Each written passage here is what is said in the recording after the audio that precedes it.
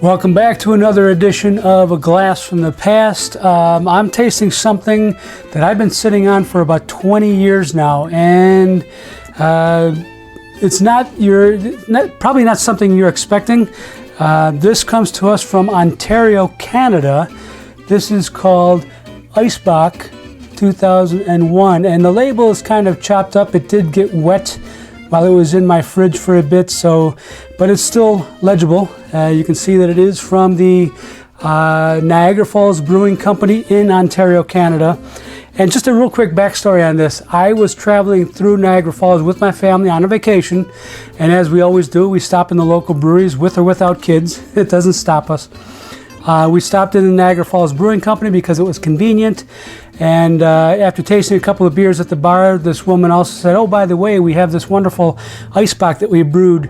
Of course, it was, at that time it was about 6 months old already, but I figured that was aged perfectly.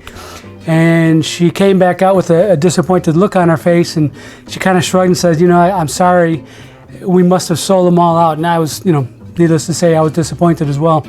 But all of a sudden, the bartender spoke up and says, "Oh, I know where there's one hidden." And he ran in back and he grabbed this bottle and came out, and I gladly purchased it and took it home and stored it away. But here we are 20 years later. I finally popped it open, and the truth is I should have popped it open a while ago. So here's what it looks like in the glass. You can see that it's, for the most part, amber colored, kind of cloudy, and it is sedimented. There are some floaties in the bottle. When I first cracked the bottle, and to be reminded that this is green glass, so skunkiness is not unusual, especially even in this beer. Being an Eisbock, it doesn't matter. It's still skunked.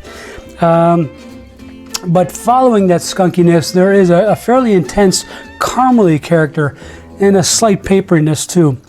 And so that rich caramel flavor follows through its foretaste through aftertaste. It's kind of a one-note tune all the way through as far as the grain flavor. It's almost like eating caramel candies. And as you would expect, the finish is a bit off. Some cardboardy notes in there with a slight metallic flavor. I wasn't expecting that. Don't know where that came from. The mouthfeel is still thick and somewhat gummy, but the anticipated warming is a little bit disappointing. This beer is only 8% ABV, which for an Eisbock is quite low, actually.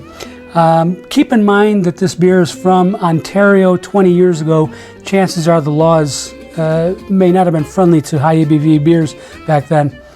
So all in all, this beer is still plenty drinkable. It definitely passed its prime, however. Like I said, I wish I hadn't waited this long to drink it. So that's your cue. If by chance you happen to have this beer somewhere in your cellar or your fridge, you better drink it soon. Yeah, it's not what it used to be, nor are any of us for that matter. But every beer is an education, right? Cheers.